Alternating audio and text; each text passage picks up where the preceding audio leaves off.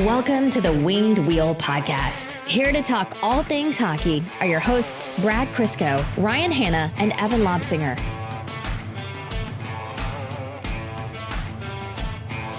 How dare you, Detroit Red Wings? How dare you?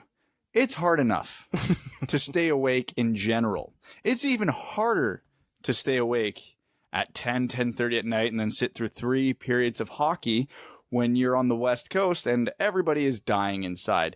It is just flat out rude to make all 3 of those games go to overtime. Do you know how many third periods I saw this week, Ryan?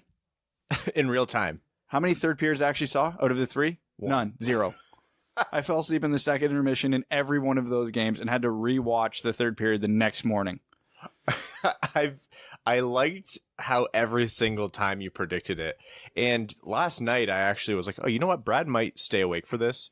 You had a lot of momentum going forward. And usually like I'll be in the podcast account, like, you know, interacting with people from the podcast account, retweeting stuff from our personal accounts. And like, you know, literally once in a blue moon, like whenever there's a blue moon, Evan will likely be tweeting and only then. And you like clockwork after the second period are just done out cold. And I know I'll make, you know me, I'll make fun of you for anything. But for that, I'm like, this guy has a second kid and his first one's still a tornado. She is still a little terror in the best way. We love her. A torn shoulder and all the other things that you have wrong with your body. So you know what? I'm actually impressed that you made it through 2 periods. The sad thing is, it's not like I planned, I'll watch 2 periods, I'll record the rest, and then wake up the next morning. No, I tried. Yeah. In every game. I'm like, no, I'm going to finish the game. Yeah. And it's the Red Wings don't do anything in the middle of games. It was like partway through the third, and Greg Krupa tweeted, he's like, this game has been an absolute slog. Like, even the scoring chances that have come through have been awful. And I've done the first from the Vegas game, the Anaheim game, and the LA game. I made the same mistake. I pre-typed out like just a shell for my game notes, and I didn't do that for the San Jose game because for all of them, everything went nuts in the last 10 minutes. I was like, I am not falling for that again. And lo and behold, the San Jose game went wild. The Detroit Red Wings were inconsiderate on this West Coast road trip.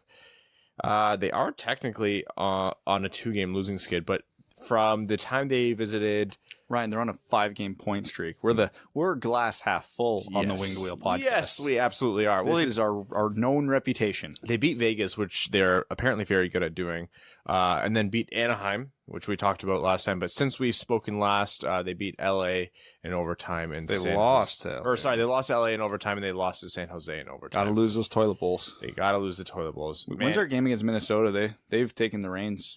Have they actually? They are dead last in the NHL. Why are they doing that? What's that about? Have you seen Minnesota? Boy. What are the league standings like right now? Because I know Detroit was... We thought it would be a 3-team race to the bottom with Detroit, Ottawa, and LA, and several new challengers have entered the race. Guess which statistic Detroit leads the league in? Games played. Minnesota is a point behind them for first place in the lottery division or last place in the league, but they have 2 games in hand, and so points percentage, Detroit is still leading the charge. Yeah, it's remarkable that through that entire skid there was anyone even close to Detroit, because you'd think they'd be where Ottawa was last season. Several new challengers have entered the race, Ryan. Before we get into that, reviewing the games and everything else, I want to mention to you that this episode of the Winged Wheel podcast is sponsored by Labatt. Celebrate with Labatt Blue and the Detroit Red Wings all season long. Whether they're on a West Coast road swing or a home stand, find your specially designed cases of Labatt Blue and Labatt Blue Light at your local retailer to #SellYon. Keep your eyes peeled for limited edition Labatt Blue and Labatt Blue Light team cans. Labatt, official Canadian beer of the Detroit Red Wings and of these 2 beleaguered Canadian Winged Wheel podcast hosts. But Evan, hostess. Also sponsored by, I could go for a Twinkie. No, not as Evan. If Evan was here, we'd be saying no free ads. I'll give them all the ads if they want, if they send me a goddamn Twinkie. You sound like, what's his name from Zombieland? I'm so hungry. Oh my God. But unlike him, I would accept a snowball right now. Is that your infant son crying again? This kid is what, 3 weeks old now? 2 weeks old? Yeah, he's 2 weeks old. November 1st. November 1st. He's still crying. What a baby. What a baby. Evan, where is Evan? I actually don't. He's on a vacation, and hell if I could tell you where. When I booked my cruise, what did I tell you guys? Like June? Something like that. Yeah. Evan told us he was going to be on vacation for like 2 weeks in November. Yesterday. He's like, yeah, you won't see me for 2 weeks. Just sends us a snap from the plane. Yeah. Honestly, Evan actually never sends us anything outside of, when are we doing this week? The podcast, Evan. Oh, when? Sunday, Evan. All right, let's talk about the Red Wings. I'm trying to think about notable things that happened in the games, and it's kind of difficult. First of all, congrats to everyone who stayed up and watched. It was tough. Let's talk about the LA game. Tyler Bertuzzi. Well, the first line for Detroit was absolutely phenomenal. Tyler Bertuzzi, 2 goals. Larkin got in on it. Mantha got in on it, on both. Mantha, 2 of his most underrated attributes, speed and playmaking. That saucer pass to Bertuzzi was filth. Yes. The Red Wings top line, very gifted with backhand saucer passes. Yes, they are, because Larkin did the same thing in overtime of last night's game against San Jose. From like the blue line, a backhand saucer pass to Athanasiou, who was on fire last night. Show of hands here, who had Larkin finishing 3rd on that line in points this season? Because that's where he sits right now. I want to get back to Larkin's point totals, and I'm going to say something controversial that Adam gave me this little tidbit of information. Which Adam? We know a few Adams. Adam Lascaris. Okay. So you know what you're walking into here. Yep. It has to do with power play points. Larkin's bad on the power play? Not bad, but we'll talk about it later. So Detroit did end up losing that game. They were up 2-1 over LA. They let them tie it up with under 2 minutes left in the third, and then LA promptly finished it in overtime. They finished it within a minute. And so it was a bad last 2.5 minutes of the game for the Red Wings.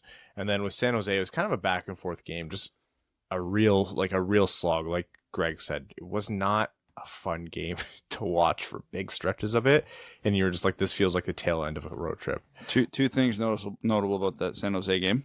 Yeah. I think we can say it now. Athanasiou's back. Yes, 100%. Yeah, he's regressing to the mean, which in this case is a very good thing. Mm-hmm. Because pucks are starting to go in for him, and it's amazing how that happens. Yeah. Right? And the Red Wings' third line scored their first goal of the season. Legitimately, like, that sounds sarcastic. That's a literal statement. I think, yeah, very serious. Perlini got his first point as a Red Wing. Taro Hirose got his first goal of the year. And it was a nice goal, too. Yep. And I think that was very important for both of them. You could be unimpressed by Perlini, and that's totally fine. I don't think he's been a showstopper, but he took some time to warm up. But I do think he has warmed up, and he's been generating a lot of chances and putting himself in the right spots the past couple of games, but it's just not been going in for him. I think I tweeted last night that Perlini has stolen Athanasiou's anti-goal mojo. Yeah. Or willingly took it from Athanasiou to get him going, because he is finding new and creative ways to not score. He had an empty net, and Martin Jones got it with like the 1/4 inch corner of his pad. Mm-hmm. And mind you, Perlini set up Hirose for the goal like 2 minutes later, so I'm sure he wasn't too disappointed. But yeah, it's not that they've been the biggest producers, but it's amazing what happens when you put 2 skill players like Perlini and Hirose on the third line. Back in the LA game, I think Cholowski had a particularly good game. I think he was probably Detroit's best player if Bertuzzi didn't score 2 goals himself. And that was stemming off of Cholowski's OT winner against Anaheim the game prior. So that was really important for him, because obviously it's been a rough start to the season for him at points. I don't think he's looked particularly bad. I think it's been more hot and cold. But yeah, stemming from that OT winner, I think he had a good game. The Red Wings defense, though, oh my God. So last night against San Jose, Dennis Cholowski was the only NHL regular dressed for, I guess you could count Bowie, but when everybody's healthy, he's been healthy scratch. So yeah, you could say Cholowski was the only NHL regular in the lineup. Cholowski, Bowie, Hicketts, McElrath, Eriksson, Biega. Every single one of those defensemen has been healthy scratched and or sent down to the AHL at some point this season. Every single one of them. Not all of them should have, but that's another. That's a different debate that we've had and probably will continue to have.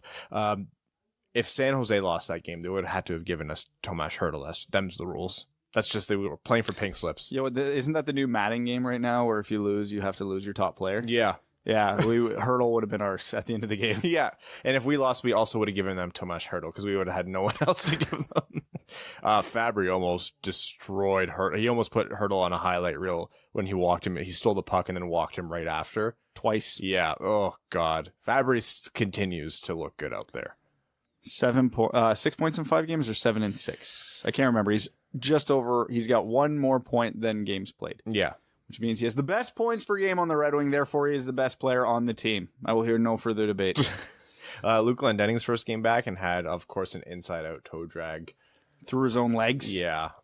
Weird is Luke Glendening is good for just 8. What the hell was that? Good moments a year, and then it just disappears for 10 games.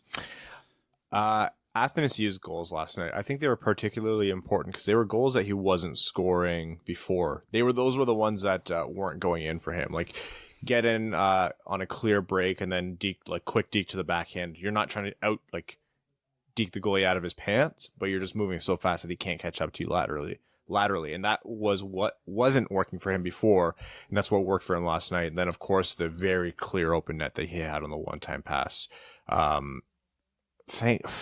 The whole game, every single time the Red Wings went down on a 2-on-1, and this was like Tyler Bertuzzi was a pretty bad offender of it last night. They would go down on a 2-on-1. Bertuzzi would be looking, the puck's on his forehand, he'd be looking to his right, body framed to the right, showing pass, eyes and head turned to the right, showing pass, puck on his stick, not even pointing towards the goalie as if he's about to shoot, so he's showing pass. What does he do? Pass. Marc-Edouard Vlasic just goes, okay, and stops the puck. Every single time on a 2-on-1. There's no deception on those plays. The only person who does it well, Valtteri Filppula. Mantha's great at it. Mantha did. I mean, Mantha doesn't even have to look. He's just backhand sauce. But a lot of players in the Red Wings have been messing it up, and I think this is the value of Valtteri Filppula in the lineup. He does things like that. He has the veteran experience to. The hockey is a game of deception. The NHL is a game of deception, and you always want to be fooling the players or showing, as Jeff Merrick would say, show bad information.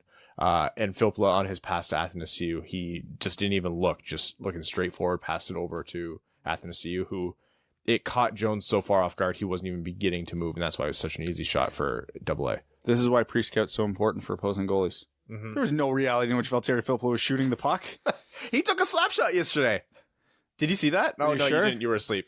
It was in the third period. I missed it. Yeah, it wasn't a particularly fast one, and it was kind of fluttery. It's almost like me when I used to take slap shots when I played AA hockey.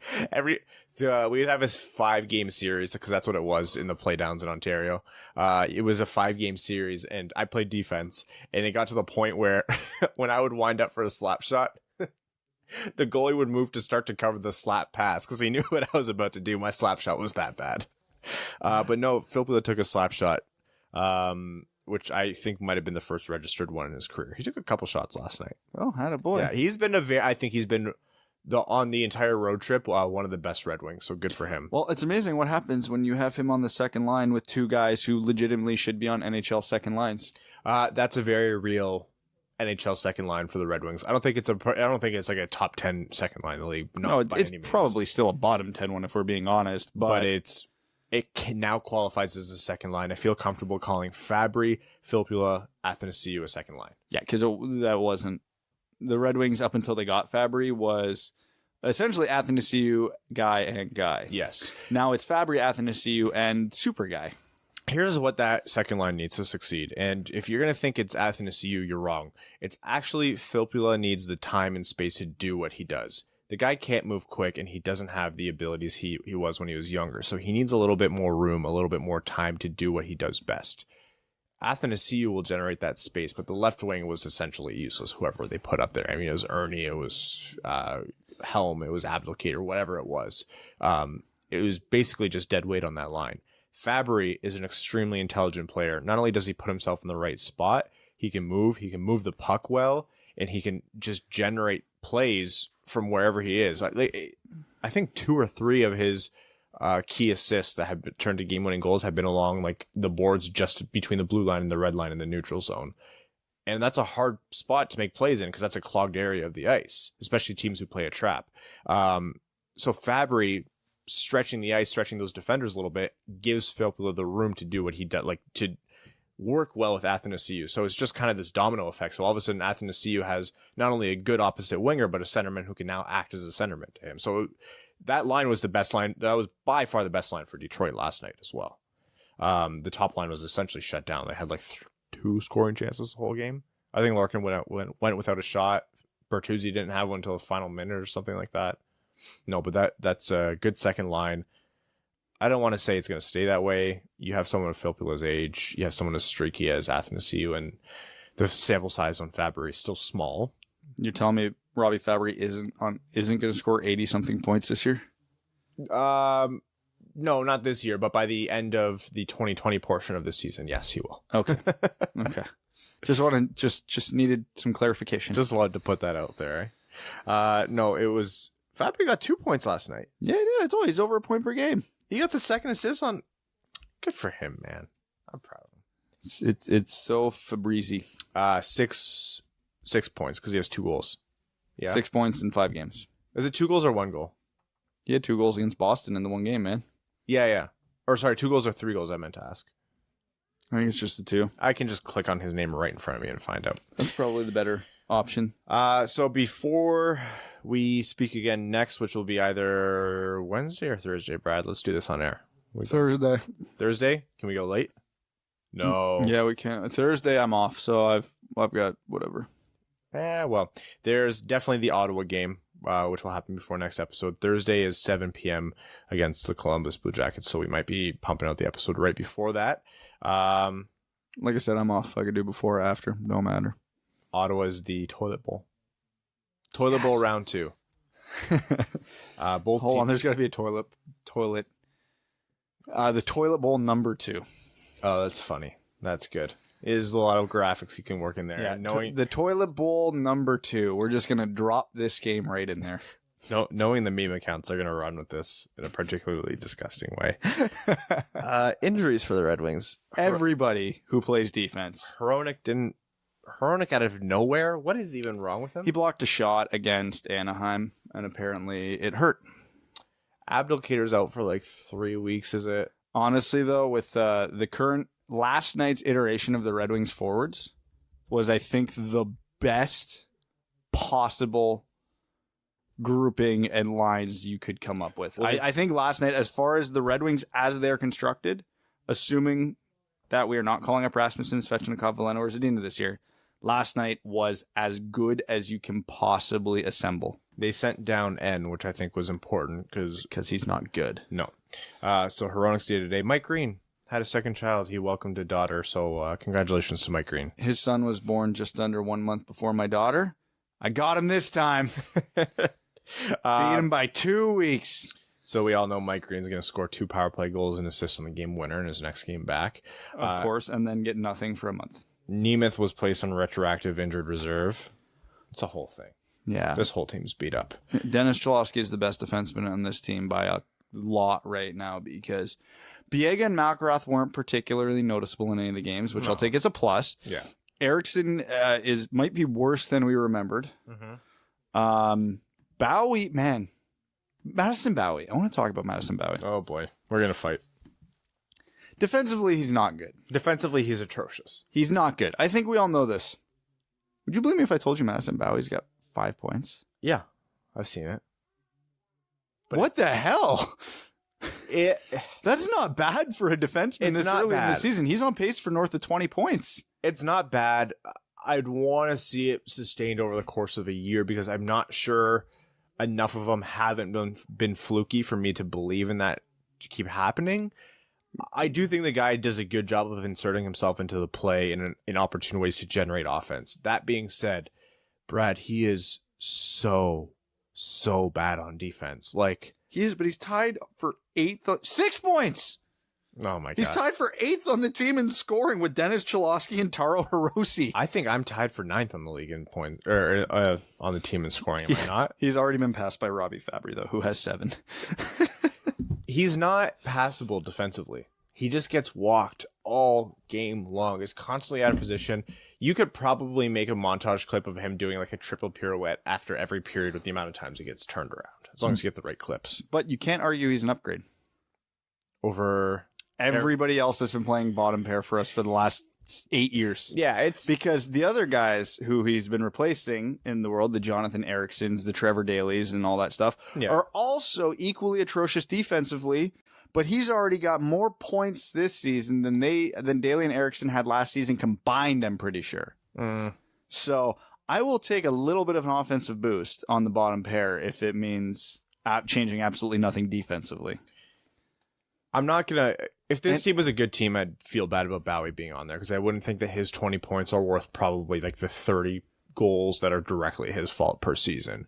But in this iteration of the Red Wings, it's kind of just like, whatever. It's the same thing when Eriksson got called up. Like, I know some people were like, no. And I was like, really? Why do you care? Like, you know he's going to get sent back down once injuries come through. And we may never not have injuries, Ryan. Right.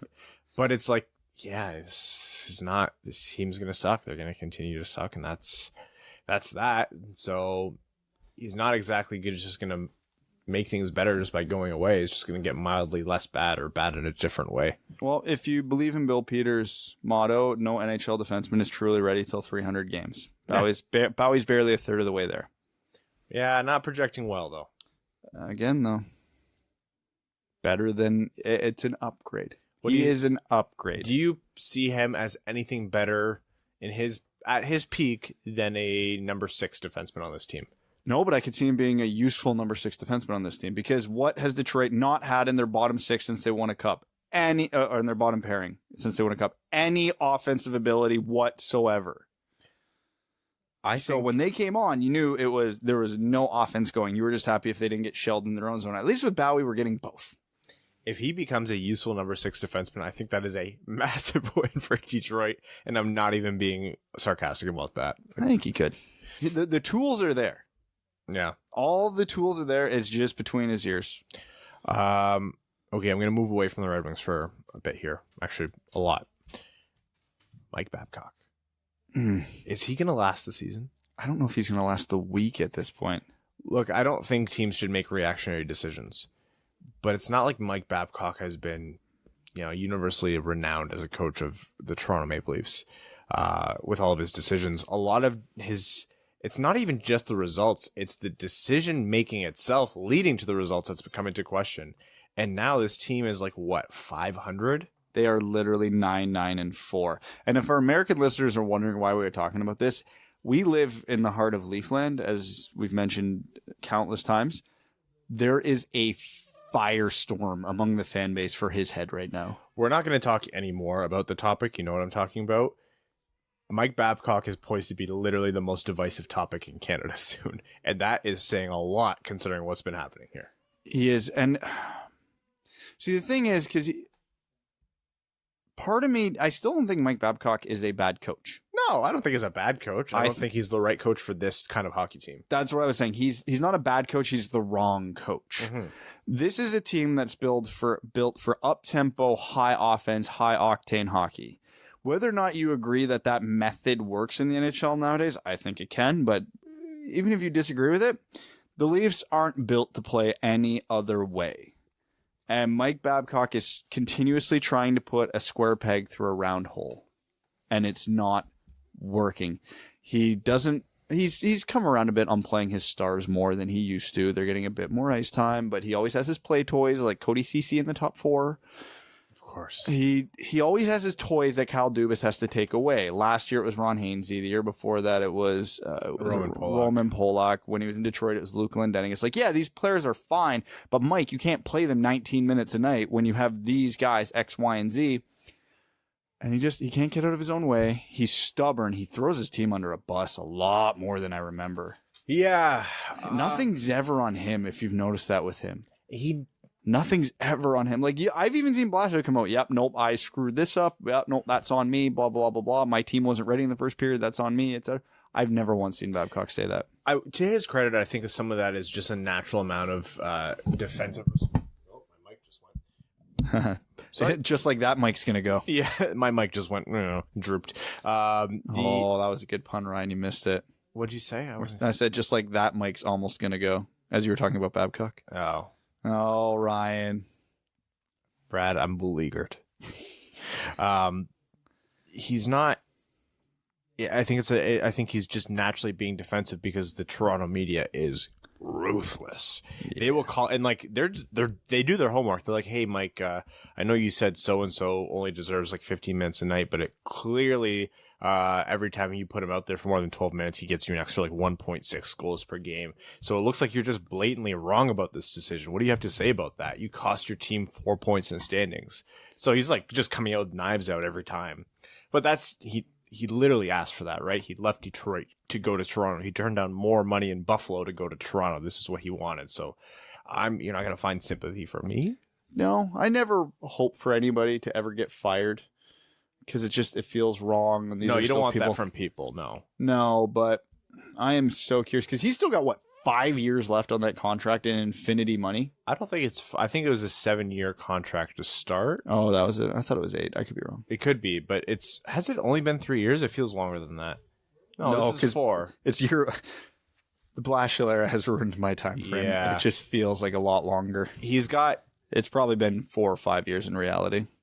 First of all, the Toronto Maple Leafs have to make the playoffs to even have this be a conversation. They're currently 4 spots out and 3 points back in the playoffs, but they've played more games than pretty much anyone else around them. What? They're that far out? Yeah. They have oh my God. They're 10th in the East. They have 22 points in 22 games. As far down as... And Tampa is 2 points behind them with 5 games in hand. How are Toronto and Tampa not in the playoffs? Literally the only teams in the East that can't catch them with games in hand are Ottawa and Detroit. Every other team in the East could pass it, putting Toronto in third last in the Eastern Conference right now. Yeah. And you can't tell me looking at that roster construction that they don't have the talent to be higher than that. You can't. They have a top 10 at worst top 15 goalie in Frederik Andersen. Their defense ain't great, but they still have Morgan Rielly, Tyson Barrie, and Jake Muzzin. They should be passable. Travis Dermott's a good young defenseman. And then they have the murderer's row of offense who have all been healthy except for Mitch Marner for about a week and a half. No, Tavares broke his finger, I think. He only missed a few games, so. Tavares. And I think they actually won a few of those games. Tavares is the problem. We figured it out. You have 2 top 10 centers. You have arguably a top 3 player in the world in Matthews. You have Mitch Marner. You have William Nylander. You have freaking everyone else. Kasperi Kapanen and Zach Hyman, who just came back, so that doesn't count too much. Who's your worst center? Alex Kerfoot? Like, how are you? Oh, yeah, they have Kerfoot and Andreas Janssen. There's no excuse to be losing. There's legitimately none.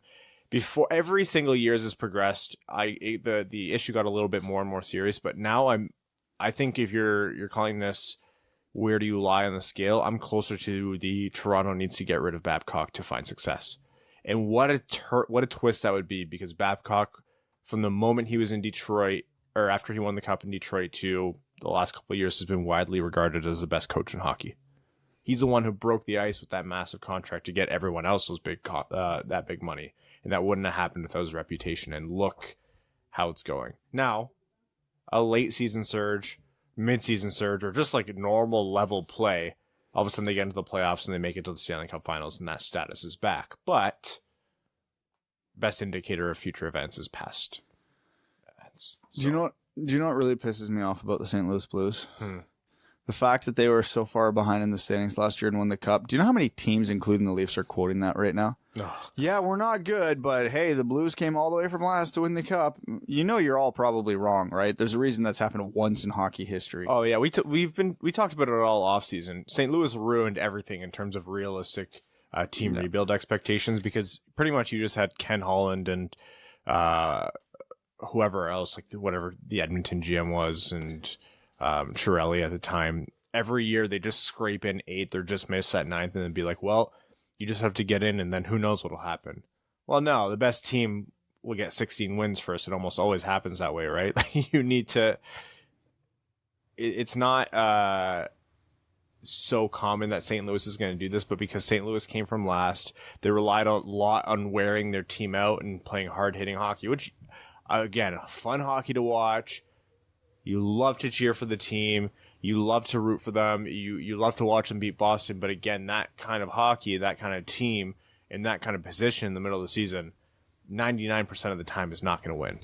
But yet the Toronto Maple Leafs are sitting here, and they can realistically say, yeah, no, it could be us. And they have the talent that, hey, it could be them. I mean, St. Louis got rid of their coach midseason, though, which was the ultimate point I was getting to there. Yes. It just reminds me so much of when Toronto fired, I can't remember who it was. Terrian, was it? Brought in Disco Dan. Oh, in Pittsburgh, yeah. Yeah. Pittsburgh. Brought in Disco Dan, won the cup. And did they not do the same thing? Yeah, they got rid of Disco Dan and brought in Mike Sullivan and won a cup. It works a lot, surprisingly so. Is that why we're waiting to get rid of Blast Shill? Yes. When there's a year, it looks like we might actually do something. Okay, I get it. Yeah. They'll probably give him half a season with a good roster. Yeah, be like, yeah, never mind, Jeff, get out of here. Man. We're like 700 right now. Yeah, no, get out. Look at imagine Jeff Blashill with the Toronto roster, though. That's the thing, though. I legitimately don't know what would happen. I think it would be more of the same with what's going on with Toronto right now because he comes from the Babcock school of thought. But yes. Yeah, I don't know. I really don't know. He could surprise people. I don't think he will. I think you're going to see a lot of what you have with Mike Babcock right now, but I don't know, man. That's primed for a big old everyone sticking us and every other pundit the finger saying, we told you. Actually, it was not even, I think it's the fan base is screaming for it at this point. The organization's being smart about it, though. It's like, what do you want the guy to do with this roster? It's fine for now. What Detroit can't have happen is exactly what's happening in Toronto right now. You hold on to the wrong coach for too long, and then all of a sudden it burns you. No. Because again, you can say, yeah, well, Toronto's had some injuries this year, and, every team goes through its streak, and it's still pretty early in the season, so you can't really blame Babcock. No, but, I mean, they haven't got out of the first round of the playoffs with that roster, so that says something. Sure, they've run into Boston a lot, but they got to Game 7 with Boston twice. You think they would win one of them. And then you could say, well, that's not Babcock's fault. Team just had an off night. And then you remember, well, Toronto got down early against Boston last year, and Austin Matthews only played 18 minutes that game, down by a goal or two. So, whereas Patrick Marleau, I think, played more. So, I'm just saying, in a lot of ways, you can. The Bab clock is ticking. I'm sure there's going to be plenty of that. All you have to do is turn literally any TV in your house on, and you're going to be hearing more about it. Did you see the Matt Calvert thing in Colorado? I did. Took a puck to the face with Vancouver on the power play.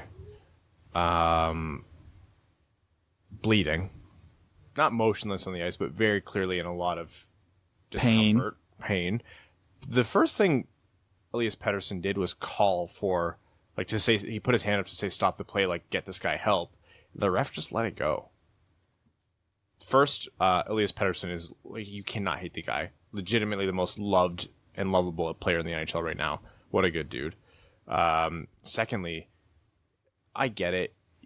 Vancouver has control of the puck. Down by 2 with couple minutes left. But the guy was bleeding. He took a puck to the face. You see the puck to the face and you see the fact that he's not moving. You got to blow that play dead, right? You have to. I like what Nathan McKinnon came out and said after. It's not the Canucks' fault. It's not the ref's fault. It's just a bad rule. Yeah. That rule needs to change immediately. There needs to be more. If I want almost no discretion or subjectivity in NHL rules, but that's a rule where I want complete subjectivity. If a ref decides that a guy's if someone's health is at risk, blow the play dead. It's hockey. It's a sport. If a guy blocks a shot in the ankle while the other team, they've been burned on the ice for a minute and a half and they're gassing, and the ref goes, that's not an injury that's going to kill you, and I'm not 100% sure you're not faking because of the situation, you can wait. You can keep it going. Sure, I'm here for that. Or you can implement. Here's the thing that I hate about the NHL. They're very good about adapting, but they don't get creative enough with the rule changes, because I understand from this perspective, in this instance, Vancouver, this is a critical moment, and Vancouver ended up scoring on this play while Calvert was down, and then ended up scoring a minute later to tie the game. It was a massive play in the game for Vancouver. Yeah, it was.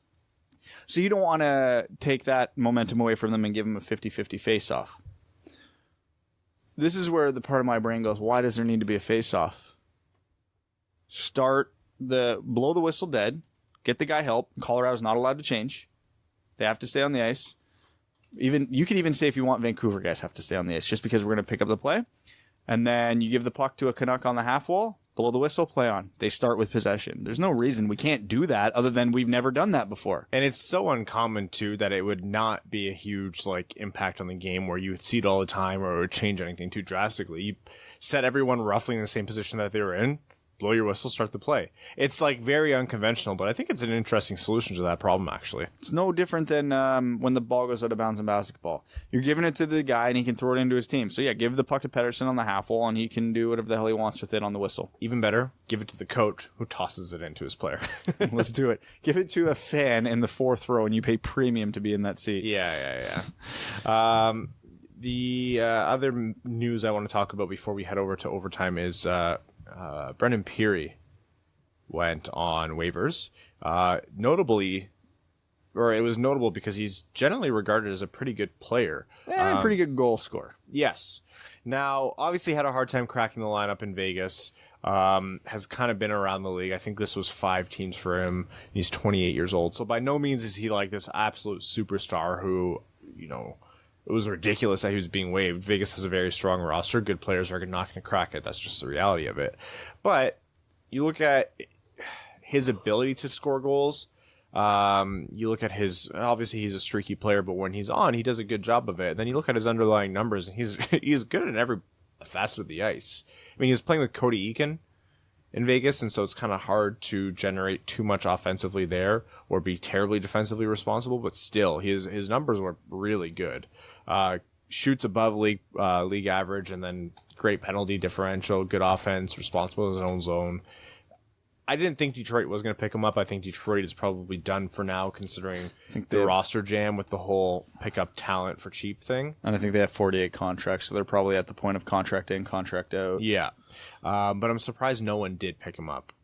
He's not good in most aspects of the game. He has, I think, the funniest stat line in NHL history. I think when he was with Florida, he had a season where he had 23 goals and 1 assist. Are you serious? He had the ultimate... The Johan Franzen special. The Cy Young year.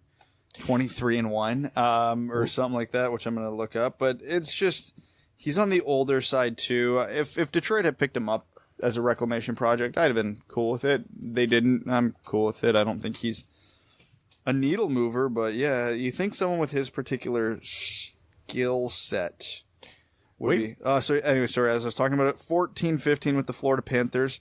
49 games played, 22 goals, 2 assists. Waivers are funny. The Ho-Sang not being picked up was funny. It was at a point in the season where teams were still playing with their contract numbers, and they're usually all up against the brim there, and you don't give a contract back when putting someone on waivers. So there is a lot of talent that moves through. And can you reasonably say that Ho-Sang and Peary aren't better than a lot of teams' replacement level players that they have as their 13th forward or 7th defenseman?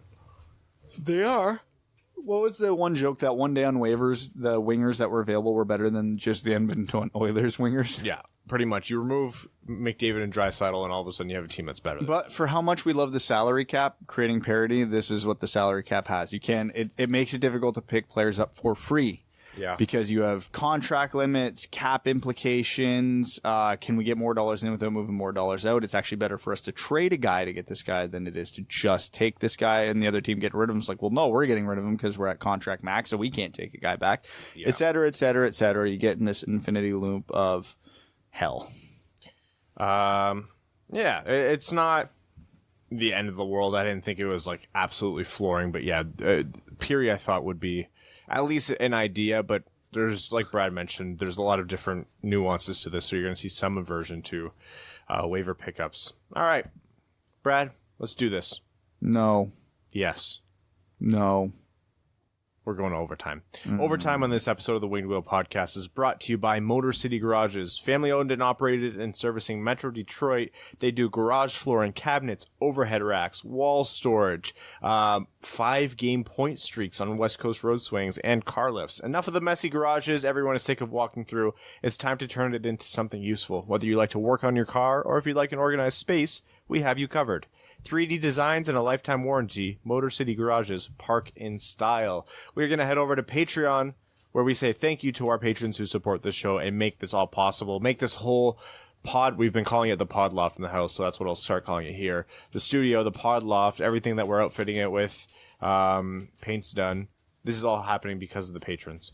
Craig, no, we won't start. We have 2 more before Craig. Craig, you're rushing us here. Matt Cheney says, hey boys, I still can't believe people are trying to drag down Ron McLean with Don. I mean, come on, Ron is the Bob Ross of hockey. You just can't hate the guy. Anyways, I swear the only thing getting me through the season is watching the Leaf fan base slowly lose sanity. Have you seen their subreddit as of late? What's your favorite dumpster fire other than the Wings to watch so far this year? Well, I haven't gone to Leaf subreddit for moral reasons. There's not a lot of dumpster fires going on in the NHL right now. Ottawa's surprisingly competent. It was Detroit for a bit. We were the other dumpster fire. I think we're our own favorite dumpster fire. Right? We're turning it around, though. Yeah. So by the way, has nobody talked about what's Dallas is, 8-1-1 in their last 10? Remember when everybody was piling on them? San Jose's now rattled off, 6 wins in a row? It's amazing how, with a little patience, everything works itself out, which is exactly the opposite of what we're saying Toronto should do. He said, having an epiphany. Austin Hooser says, Hooser or Hoiser? I'm sorry, man. I'm going to go with Hooser. Austin Hooser says, what's up, gent? Hosier. Austin Take Hosier. me to church. Austin Hosier says, what's up, gents? Loving the new level of compete from the Wings, basically since the Fabbri trade. Is this just an up on the roller coaster that is the season, or is Stevie just that good? Can it be both? I'm going to say it's a little bit of both, but it's more just the up part of the roller coaster. Either way, the 6th overall pick in the draft seems like a lock. Also, let's say Athanasiou keeps up this nice little hot streak, and towards the trade deadline, he's sitting on 20-ish goals. Does Stevie look to trade high on him? It's a very real concept that Yzerman is entertaining as of right now. I still do think Athanasiou could fetch a higher price than he's actually worth, and you always want to evaluate those kinds of trade opportunities. I wouldn't say dump him for nothing, as some people are clamoring for. Please, for the love of God, stop citing plus minus. But if he can get a really big return, you got to look at that. Keep up the great work. Loving all the shows, content, and random unsubstantiated rumors. Athanasiou and a 6th for Draisaitl. No salary retained. Make it so. Athanasiou for Puljujarvi and a 1st. I have spoken. Craig Kibble says, last episode you guys were mentioning Nathan Gerby, and I figured it was time for a story. Way back when I was in 1st grade, I asked a girl named Brienne to be my girlfriend. To my surprise, she said yes. After that day, we never spoke again. That girl is Nathan Gerby's older sister. Since we never talked again, we were basically still together. More or less, he's my brother-in-law. All jokes aside, I was really surprised that he got some time on the pod. It's always cool to see a hometown kid get somewhere. He's also scored a couple goals against the Wings over the years. Yeah, I remember. He actually, I think it was they were pretty close together. I was like, really? We're going to get scored on this much by Nathan Gerby? I like the guy. He makes me feel tall. Austin Trotman says, if Stevie was to trade Mantha, what is the minimum return you would want for him? Oh, you're talking first. You're talking first plus for Mantha. Oh, I'm not even accepting a pick for Mantha unless it's the top 5. Now, let's assume the Red Wings didn't stock up at defense in the last 2 drafts to the point where we still thought that would be the organizational's number 1 need. I'm not trading Mantha unless I'm getting a top pairing defenseman in return, and not just this guy can play. No. I want a good top pairing defenseman. Age 23 to 25 top pairing defenseman. Cale Makar, please. Would you do that right now, Anthony Mantha for Cale Makar? Are you high? I would give up Anthony Mantha plus for Cale Makar. He's on the same scoring pace as Anthony Mantha. Be cool. Chris Stingline says, who gets the axe first, Blashill or Babcock? Oh, if it's after Blashill survived that one little blowout string there, I think it's Babcock. I think Blashill's making it to the end of the year. I think the organization has spoken. I think Blashill's definitely staying to the end of the year.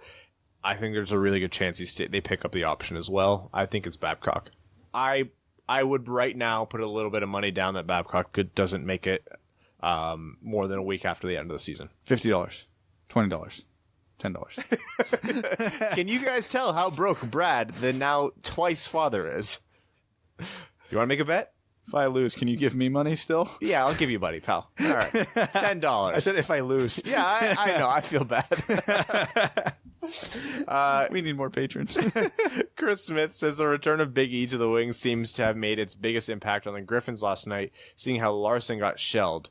I may have been calling for his head for years, but I think he can be a huge help for the young guys in Grand Rapids and would love to see him finish his career there. I love to see that. I've seen a few people mention that, and I think that's a great way for Eriksson to make his impact on the organization. He's a super smart guy, and he's well loved in the organization. So if he rounds out his time there and then stays in the organization and management, that's great.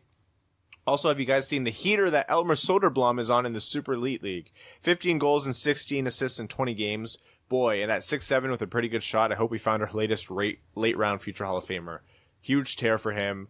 Important to note that he's a huge, essentially man, playing with younger kids still, right? It's a under 20 league, but generally once you get drafted into the NHL, most prospects graduate from the junior league, which is why it's a little rare that we have Soderblom in Sweden and Tuomisto in Finland, both still playing in their junior leagues. But that being said, when you get guys like Tuomisto and Soderblom of their physical dimensions and their talents playing an extra year of junior, you would hope they dominate those leagues. Yeah. And they are both dominating their leagues. So we are absolutely allowed to be happy about that. No, yeah, and it's not a knock on him at all. So huge for him to be doing that. That's exactly what you want to see. With all that being said, which Euro prospect, aside from Greva, as I know you all seem really excited about post-draft, are you most excited about? For me, it's Albert Johansson. His numbers look good, and he's +6 in the SHL, and is still only 18. Hoping to see him in a Griffins sweater next year. Until further notice, my answer is and will continue to be Jonathan Berggren. I was going to say it has to be Berggren unless he drops off a cliff, which is it's a very real chance considering his back injury was no joke, and he missed a lot of good time. Like, you never want a prospect to miss a full year of that kind of development. It's the same thing that's kind of making us nervous with McIsaac right now, is he's had to miss a lot of time. But still, he was a first-round talent that the Red Wings got in the second round, which was important. He could be a top 6 winger for Detroit. McIsaac's timetable on the return from his shoulder injury is not making me feel any better over here. I was wondering why you were making a face at me. I was like, no, McIsaac's still injured, man.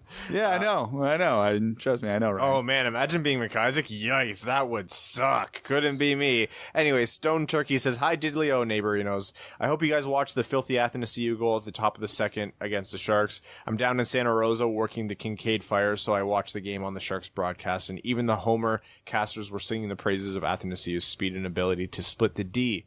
We know he's a streaky player, so I hope everyone eventually learns to stop with the trade rumors every time he's on a cold stretch. Oh, man, they're going to continue. Thanks again for the great content, boys. Late congrats to Brad and Crystal on King Henrik. As always, stay fresh, cheese bags. Thank you so much. Thank you. Yeah, no, I didn't have the baby. Why did I say thank you? Thank you. Thank you for Brad's baby. Arun Khan says, hey guys, out of all the promising prospects that we have in our system, who do you think is going to be the bust prospect, and who do you think is going to exceed all expectations? Jonathan Berggren, because of the injury bugs. And the surprise prospect? Don't take my answer, because you already took my first answer, and if you take both, you're rude. Well, like, are we talking like just basically anybody outside of a first round pick? I'm going to pick 2 because I feel like one's cheating because he was picked fairly high. Based on how the early season goes, I am all aboard the Robert Mastrosimone hype train. Okay.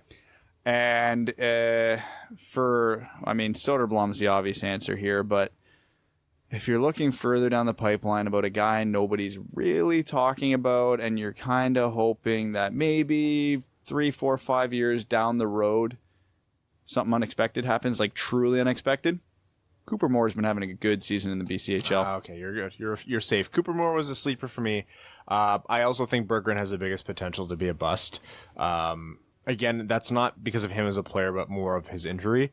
Tuomisto, I think he was drafted early in the second round. I was going to say, way to pick 35th overall there, Ryan. But it was a surprise 35th overall. Yeah, and that's true. We didn't love the pick, and I still, going back, would have preferred other players. But by all rights, you see him and you see is it Johansson, right? Albert Johansson, yeah. Those two guys are, a lot of scouts are singing the praises of those two picks. So I think Tuomisto or even Johansson could be the surprise, or players that exceed expectations. I haven't been paying too close of attention, but I saw on a Twitter feed Kirill Chuchiev had a 3-assist game over in Russia. So You never know. 7th round pick, maybe. Maybe doing some things. They continue to say, plus I really hate the Sharks. I wish Larkin would have put the breakaway in the back of the net, but oh well. Thanks, guys. You missed this, Brad. Larkin, like, the most clear, it was a breakaway from his own blue line onwards, and no one came close. He launched the puck into the stratosphere. It was backhand into the 10th row of the upper deck. I've had that happen to me more than a couple times. As soon as you make the move and you try to shelf it over the goalie and the puck just hits anything in the ice, that thing it doesn't miss by a little bit. It misses by a lot. There's no worse feeling than when you're motioning for the backhand and you're not looking down at the puck at that point, and you feel the puck just fall flat completely on the top of your blade as you're swinging up, and you're like, oh shit, you launch it straight up. He just yeeted the puck into the concourse. Oh, actually, on the NHL.com stat tracker, it's Dylan Larkin yoted the puck. The puck. He didn't yeeted the puck. He yoted. Yeah. Come on, Brad, have some culture. Garrett TV says, all right, hockey amigos, let's play a little hockey version of Ferk, Marry, Kill. In this case, it's trade, sign, waive, but with RFAs. For each of the 3 RFAs, pick one that you'll either trade, aka the quick and fun way, like a Ferk, sign, the longer-term marriage commitment, or waive, the hockey death. That is a very clever game. For the sake of argument, let's assume the sign is for 4 years and at market value. First up, the low-hanging fruit. Would you trade, sign, kill Bowie, Hirose, Ernie? Bowie, Hirose, Ernie? Yeah. I am going to trade Bowie, sign Hirose, kill Ernie. Yeah, exact same for me. Top tier, Mantha, Bertuzzi, Athanasiou. Oh boy. Sign Mantha beyond a shadow of a doubt. Agreed. I'm gonna say trade Bertuzzi because I think his trade value is higher than Athanasiou's right now. I think you're on drugs. I think most people will assume that his production is coming from Mantha and Larkin. NHL teams are stupid. This is why David Clarkson got paid. And then I guess I'm firing off Athanasiou into the stratosphere. The reclamation projects: Fabbri, Perlini, Svechnikov. Sign Fabbri, trade Svechnikov, waive Perlini. Right? Yes. The depth fringe: Kasky, Kufner, Turgeon. Sign Kasky, trade Turgeon, Kufner to the Sun. If Dillaro's got Fabbri, Turgeon should still get like a good third line player. Yeah. Bonus round: the loathed UFA defenders: Big E, Green, Daly. Oh my god. Well, it's signing Green because I don't want anyone anywhere near this team. Sign Green, trade Daly, waive Big E. Yep. Those things might happen, all of them. Cheers, boys. I know you're tired, but I hope this helps you grind it out. Get pucks deep and roll 4 lines. Let's go Red Wings. We appreciate it. And so you guys know we're not going to stay tired forever. Just to give you... Statistically speaking, I'm going to outlive my kids. My kids are going to outlive me. So yeah, I'm going to be tired until I die. All 3 of us... Well, we don't speak for Evan, but right now, essentially every day after work and before the podcast, I go home and I literally work on renovating this house, which has a podcast studio in it. And Brad has 2 small children. So we will eventually, once the studio's done, is when we are planning on sprinting, like kicking it into high gear, including more YouTube stuff. Jethro E says, if Babcock gets fired, do we all win? Because F Toronto hard. Hashtag because the Maple Leafs suck. Hashtag the Rock said so. Oh. If The Rock said so, that's science. Yep. Speaking of science, Rowan says, good day, Duds. Our favorite Western Ontario Athletic Association senior AA hockey team has picked up where they left off with yet another OT loss. The question on everyone's lips is, will one Brad Crisco be healthy enough for the revenge game this coming Saturday versus Tavistock? I will not be anywhere near it. Brad may need surgery. Right now, my best case scenario is I'll be back early January. Around Christmas time, give or take. Very real possibility my season's done. So I will actually probably have a very rough idea on that tomorrow because I have an appointment with the specialist down at the fracture clinic. So if everything's torn in there, I'm done for a while. If it's not torn, 6 to 8 weeks. Is this the end of Brad Crisco's career? I mean, there's next season. It's been good to see the top 6 pick it up after #elite mentor and plus minus leader Darren Helm spent some time with the young blokes to teach them how to hockey good again. Please discuss his obviously positive impact and how it directly benefited the team. Hey, I don't have a bad thing to say about Helm this year. He's been one of Detroit's best players. So I wouldn't say one of the best, but he's been pleasantly surprising. On a non-hockey related note, I'm beginning to think the Lions may not make the Super Bowl this season. Oh, yeah. From the moment that Packers game got called, I just threw it out the window. Brad, are you okay? You're convulsing. I'm not going to talk about it. Not going to talk about it. You literally can't afford to. I cannot. Can I? If I don't say the team name, can I say just like the record? Yeah, sure. 7-3. Oh yeah, I lied. That counts. No, too late. It's too late. Too late. I lied. That's the way the world works. Too Brad. late. Put it in the jar. Adam Ernie, 7-3. Right? That's his number. That's his number. Adam Ernie. Jersey time. Can we talk about Adam Ernie a bit longer? Discuss the idea of teams wearing their primary color jerseys when there's no clash, i.e. Red Wings versus any blue team or green team for that matter. #Stay fresh cheese bags. So I love the concept, but thanks to Thursday Night Football and their color rush, I actually found out I'm actually going to bring them up because it's relevant to the conversation. So it happened 2 or 3 years ago. The Bills played the Jets in a Thursday Night Football game. They both wore their color rush jerseys. So the Bills wore red and the Jets wore green. Now, apparently that caused a ton of confusion for colorblind people because in their whatever spectrum that they can see, they looked very damn similar.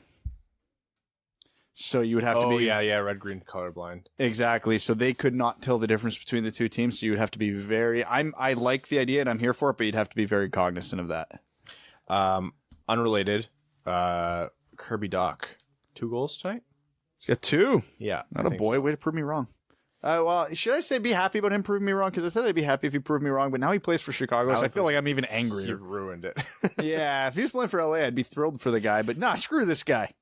If Sider wasn't going very well for Detroit, I'd be sad. Well, we can't be sad as Red Wings fans we didn't get Doc because he didn't make it to us. No. It's if Trevor Zegras or Dylan Cousins or Vasily Podkolzin blows up, then we're going to be a little upset. Joseph Fournier says, do. Time for Athanasiou 1-for-1 trades. Today's contestants. These contestants are the top 10 contract equivalents according to Cap Friendly, either currently or on their previous entry-level deal. Currently on or their previous entry-level deal. Danton Heinen. 1-for-1 with no. Chris Tierney. No. Max Domi. Oh man, that one's tough. Let me look up those stats. Because how many points did Domi plays center? Yeah, he does play center. How many points did Athanasiou have last year? I think you got to go yes. I think that's right there. Age though. Oh, how old? They're pretty. They got to be 4. So they're basically the same age. Yeah. JT Miller. No. You do it for JT Miller? Buddy, he's over. I think he's over a point per game this year. That one's tough. I might do it. Boone Jenner? No. Kevin Hayes? No. Tomas Hertl? Oh, yeah. Yeah. Ryan Strome? No. Michael Granlund? No. Ryan Spooner? No. Yeah. Hertl, Domi, maybe Miller, definitely. Cheers, my friends. Let's enjoy our 3rd year in a row drafting 6 overall. Stay fresh cheese bags. Stay fresh cheese bags. For when you get hit in the head on the Colorado penalty kill, wrap up your bleeding wound with Stay Fresh cheese bag while Vancouver takes a full minute to score. Man, that ref has to feel bad today. Philip Gastineau says, hey boys, I inquired about joining a beer league next season last week, and the next thing I know, I'm already on a team with my first game tomorrow. Just picked up all my gear today. It'll be my first time putting on skates in years. Haven't played hockey in about 10 years. Give me some advice. Have fun. Have fun. Don't be afraid to fall. If there's a guy going all out hitting, stay away from him in the corners. And if skating is a struggle for you, just remember how many goals are scored 5 feet from the crease. Just hang out there. So Max is the one who sent me that tweet with the Doc goals, and he said he also pointed out he's having a better year than Capo Caco right now. Let's see how that one holds up in a few years. Just saying. We have some time for some Reddit questions. Han Solo Mail says, which is more realistic? Mantha becomes a perennial 45 goal scorer, or Sider becomes an effective top 2 defenseman? More likely? Yeah. Sider, because you know how hard it is to hit 45? Continually, yeah. So I think, yeah. And especially you consider Sider's going to be a top 2 defenseman on this team for sure. Maybe as soon as next year. ATHANA-SEE-YOU next Tuesday asked us about the Calvert situation on Twitter. Wingsfan64 says, "Hey guys, we've seen a lot of D-men on the ice this season already. If you were to pick Detroit's defensive line combos, assuming everyone is healthy, which 6 guys are you going with?" Right now, assuming we're leaving Sider down for the whole developmental reasons. Yeah. My top pair would be Hronek to Kaiser. Yes, agreed. My second pair would be Cholowski and Nemeth. I don't love the handedness there, but I think Cholowski's passed Green in the effectiveness category. And my bottom pair would be Green. Bowie. You go Green, Bowie. Who else would you really go other than Bowie, though? Daly, Kasky. I'll say Bowie. Hickett's, Biega. You know what? I'll say Hickett's just because I like the guy. But pretty much that top 5 has to be what Brad said. Like that would be my top 4 based on effectiveness, but I don't think you should actually play Cholowski with Nemeth and vice versa because of the whole handedness thing. It's probably better to go Nemeth, Green, Cholowski, Bowie, but I'm going to go a little bit off the board. Hronek, Cholowski, Green to Kaiser, Nemeth, Bowie. Yeah, I could do that. But I think that would also bring Hronek's ice time down, which I'm not a fan of. Darren Fox says, from all of these, Gylander, Van Pottelberga, Bratstrom, Petruzzelli, Eliasson, Larson, and Fulcher, who do you think has the best chance to be our full-time goalie? In order? Larson, Petruzzelli, Eliasson, Van Pottelberga, Fulcher, Gylander, and then who the hell ever else? Bratstrom. There you go. Gylander is a pretty big unknown still. Having a good year in a lower league. Yeah. So, but no, definitely it's Larson by far and gone the front runner there. And I feel like Petruzzelli and Eliasson could be swapped. Oh, I thought you said Larson. My brain said Larson there for a second. Oh boy. Chris Cannell says, "I'm here for the Athanasiou heaters." That's all. That's the comment. We are too. All right, guys, that's this week's episode. Thank you all so much for tuning in. Again, just the clock is ticking. I mean, Mel and I have to move by November 30th. But within the next few weeks, we will be in the new studio, which means YouTube content will be ramping up. I often retweet Mel's progress. She has the blog. So if you want to see how the disaster is going, check that out. We'd like to thank all of our listeners, all of our Patreon supporters, Luke Johnson, Arjun Shanker, Clayton Van Dyken, Mike Reed, Langabeer, Matthew M. Rice, Ryan Lewis, Sean Levine, Matt McKay, Hannah Lee, Kaylin Wood, Jacob Turner, Charlie Elkins, John Evans, Rob Thiel, Craig Kibble, Stan Olson, Ryan Lewis, Simon Anderson. Thank you all so very much. We will see you later this week. Thanks for tuning in to the Winged Wheel Podcast. Be sure to check out wingedwheelpodcast.com, where you can subscribe to the show on iTunes, Spotify, or wherever you get your podcasts. You'll also find links to other ways to support the show, such as Patreon, official podcast apparel, and more. And don't forget to follow the show on Twitter at Winged Wheel Pod. And of course, the hosts at Brad Crisco, at Ryan Hanna WWP, and at Hockeytown Evan.